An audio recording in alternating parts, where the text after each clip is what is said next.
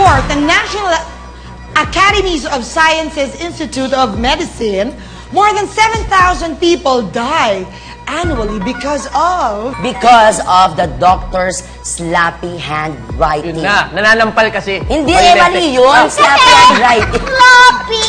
Sloppy. Sloppy! Sloppy. Yan! Tama mo siya naman. Oh, sige. Ayan na, nanlolokohan na naman tayo. It's not sloppy. Mag-walk out. It's Sloppy. I'm sorry, it's not Okay, sige, sloppy. It's sloppy. Sloppy. Sloppy. Sloppy handwriting meaning. Doctors, tsaka na pagsusulat ng doktor. Hindi naman tsaka ang sulat Hindi ng maayos doktor. sa pagsusulat ng doktor pag ganun-ganun lang. Oo, nagmamadali lang sila. Nagmamadali. Ang dami kasing Busy, pasyente. busy. Yes. So pagpunta ng mga Doktor? kamag-anak sa butika, mali yung gamot. Nakikinig ka ba, Teya? Teya? Ang hirap yung kausap. Doon na nga lang ako kina Sunshine. Ang kagawad Sunshine. Ano ba? Kagawad, Sancha, ay kagawad tuloy. Naiingit lang siya sa vest mo. Ayan, little nanay. O, gawin ba kay Teya? Ito kasi nangyari pag sloppy yung pagsusulat ng Sloppy. doktor. Nakukuha yung reseta. Pag bumili sa butika yung kamag-anak, Ito ako na. mali yung gamot na Okay, so, yun. dahil sa handwriting na hindi maayos. And Tom? Bashi talaga sa mga pag-aaral ko. Yung mga medrep na medyo gusto lang kumota, Oo. At mali na kumita. yung mga impormasyon na nabibigay sa mga doktor Aha. base sa bisya ng medicine o May sakit potency. ba to? Ha? May sakit ba to? Naawa lang ako kay Bubshi kasi walang ipin eh. Medyo hirap din ako magsalita. Baka may singaw. May singaw. Or braces? Oo.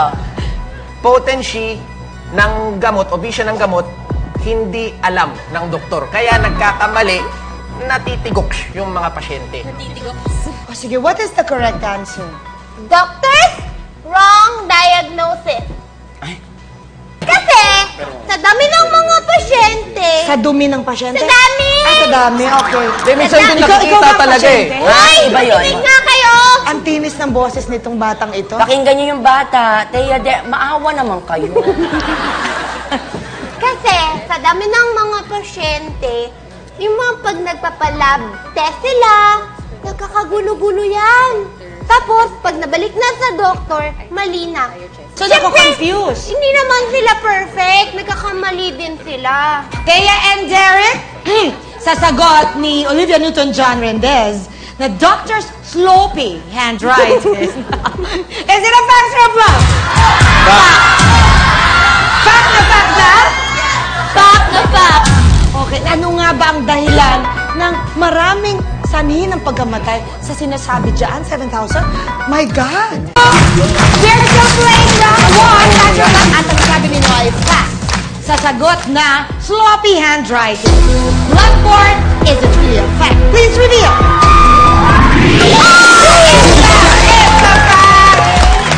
What's the fact? Ayon sa sinasabing report, ang dahilan daw ng pagkamatay ng more than 7,000 patients every year is because of the doctor's sloppy handwriting.